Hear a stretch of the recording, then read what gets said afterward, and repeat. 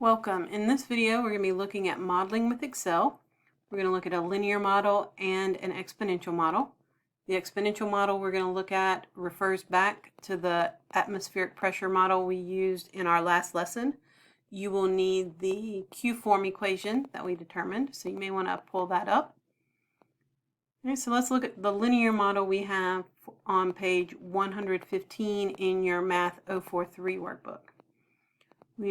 I have a problem with Greg's cell phone plan, and we're going to be using Excel to do most of our work. So in this lesson, you will find an Excel file. This is the Excel file you must use, and you will be submitting this Excel file in your quick check. Okay. So for the first thing, open Excel, put your name in A1.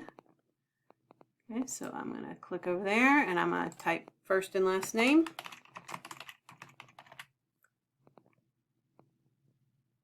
Okay. Then we have some information with Greg. It says last month he went over by 30 minutes and his bill was $53.50. This month with his phone he went over by 76 minutes and his bill was $74.20. Now he does get charged a fixed monthly fee. That's why these minutes are the minutes he went over. Okay, and we're going to have two ordered pairs for this information. So our two ordered pairs would be our first month, which would be 30. And I'm writing on my screen with my finger, so bear with me. 53.50. And my other one would be 76 and 74.20. Okay. Those we are going to put into our table or in our data cells in Excel, and we're going to do some work with them. Okay, so let's go ahead and go over to Excel and put those pieces of information in. We had 30 and $53.50. Got my decimal there.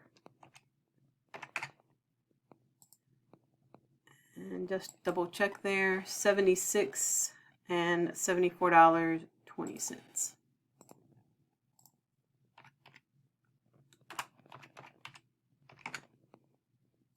Okay. So it's asked us to create a graph. So in Excel, highlight just the cells with data. And then to do our graph, insert, scatter. Move my scatter plot over so it's out of the way. Remember to get our trend line, you just need to right click on either point, add trend line. It'll automatically give you a linear, which is good because that's the kind of data we have. I'm going to display my equation and my R squared. Just get used to doing that. I'll make those a little bigger so it's easier for us to read. So this is our equation there for number 5, y equals 0.45x plus 40. I'm going to type it in here in my Excel cell for question 5. So y equals 45/100 x plus 40. And we're going to use that to do our calculations for question number 6.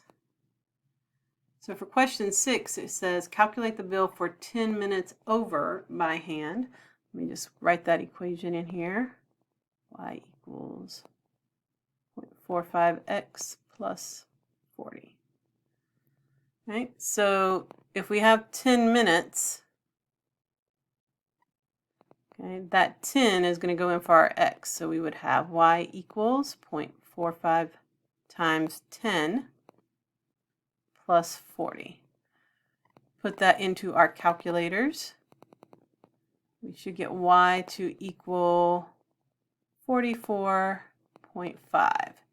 Now remember, y is money, so really that's $44.50.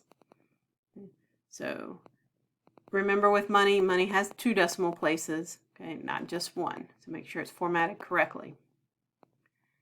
Okay, so for 7, it asks us to use Excel to determine that. Okay, so we're going to go into Excel, and in D4 and D5, we're going to do some work.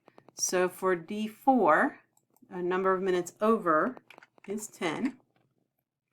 And then in D5, I need to put an Excel equation. And your workbook kind of walks you through this. I'm just going to show you. So equals our 0.45 times, don't put a parentheses, remember, Excel does not remember or know what that means. And instead of a number, we're going to do a cell reference. So I'm going to click on that 10, and so that's in cell D4, and then plus 40. And it'll do our calculations, and it should give me that same number we just calculated, that 4450. Okay. All right, so let's go back and look at number 8. For number 8, it says determine the number of minutes over when the bill is $80. Okay, so in this case, we're not plugging the 80 in for X, we'll plug it in for our Y because that's our money amount. So 80 equals 0.45 times X plus 40. Okay, so we would subtract 40 on both sides. So 40 would equal 0.45X. Divide both sides by our decimal.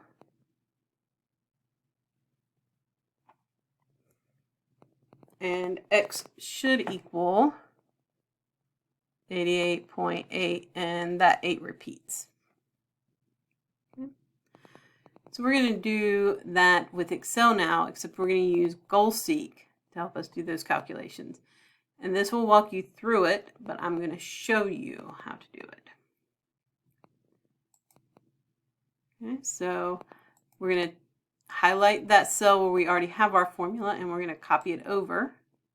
Don't try to do any extra work.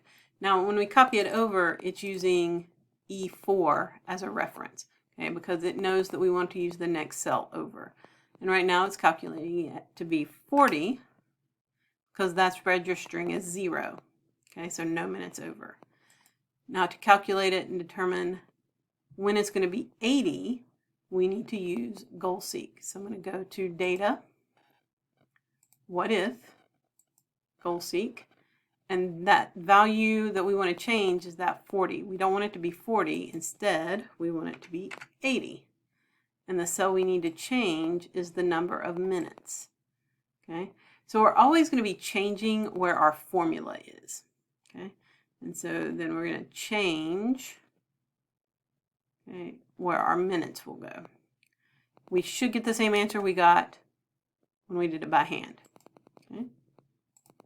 Okay, now mine is set to round, so let me show you the decimal places there. We can increase the decimal so you can see it's that 88.8 repeating. The reason I had it round to just one decimal place is because it's number of minutes, and businesses and phone companies are going to charge you for the whole minute. They're not going to charge you for part of a minute, so they're going to round up. Okay.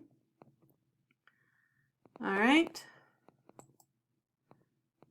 That's our linear. Let's look at our exponential model. So our exponential model, notice it does say go back and look at example 5.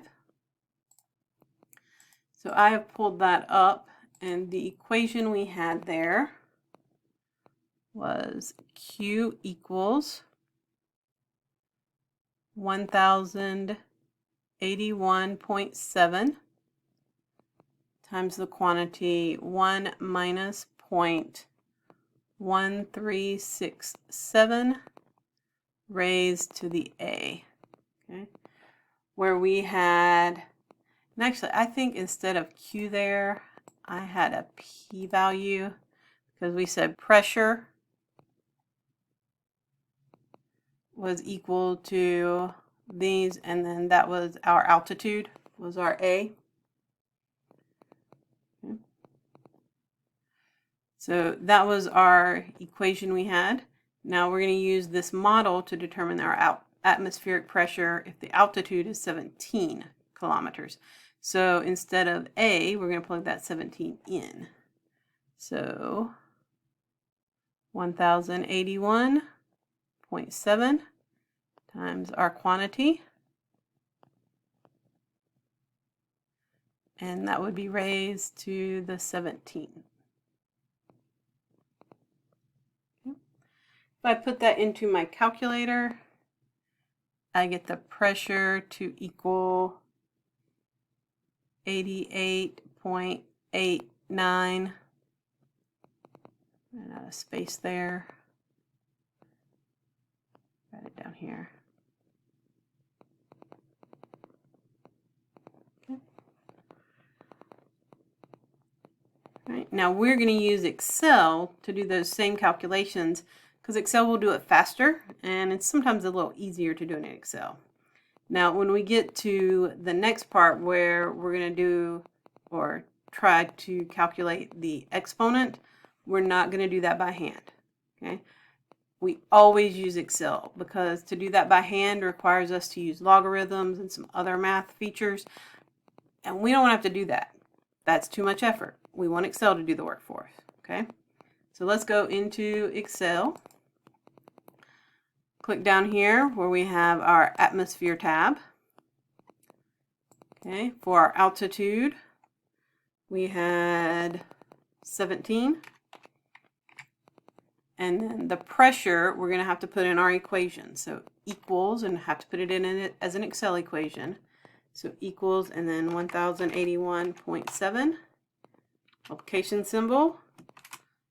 Beginning parentheses, 1 minus 0.1367. In those parentheses, and raise that. And we're going to use a cell reference here. We're going to click on that B1 cell, where our 17 is.